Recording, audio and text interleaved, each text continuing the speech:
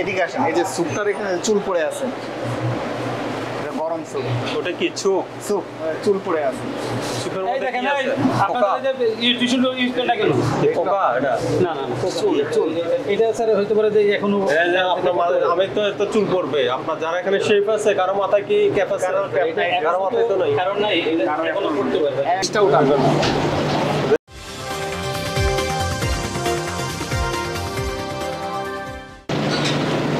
কবে রেগুলার?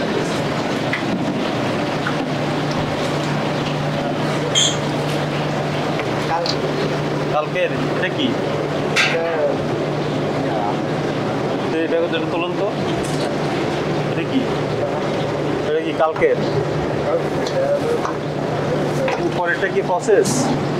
এটা কি খুব রান্না করে ফেলছেন?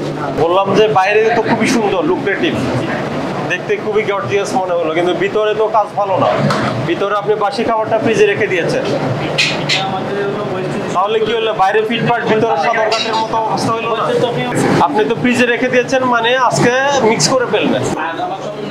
এই যে এখানে আপনার ফুড প্রসেসিং হচ্ছে, আর এখানে ডাস্টবিনের খোলা মুখ। এটার মুখটা কই তোমাদের? মুখটা ঢাকা দাও না তুমি। এটা তো খোলা, তাহলে এখানে জামগুলো গিয়ে আপনার খাবারে যাচ্ছে না? যাচ্ছে তো। এদিকে আসেন, এই যে স্যুপটার এখানে চুল পড়ে আছে, এটা গরম স্যুপ। ওটা কি স্যুপ? স্যুপ চুল পড়ে আছে। স্যুপের এই মধ্যে দেখেন কি আছে? আপনারা যে টিস্যু ইউজ করে না কেন? পোকা এটা? না না চুল এটা স্যার হইতে পারে যে এখনো এই যে আপনার আমি তো এত চুল পড়বে, আপনার যারা এখানে শেফ আছে কারো মাথায় কি ক্যাপ আছে? কারো মাথায় তো নাই। কারণ নাই, এটা এখনো করতে পারবে। খাবারের মধ্যে চুলের উপস্থিতি পাওয়া গেছে, ফ্রিজে বাসি খাবার সংরক্ষণ করছেন। ডাস্টবিন খোলা ছিল। এরপরে যেখানে ফুড খাবার যেখানে প্রক্রিয়াজাত করছেন সেখানে খোলা ডাস্টবিন রেখে দিয়েছেন, আর হলো পোড়া তেল পাওয়া গিয়েছে। ভোক্তা অধিকার সংরক্ষণের এলাকা 43 দ্বারা 30,000 টাকা জরিমানা পরিশোধ করেন।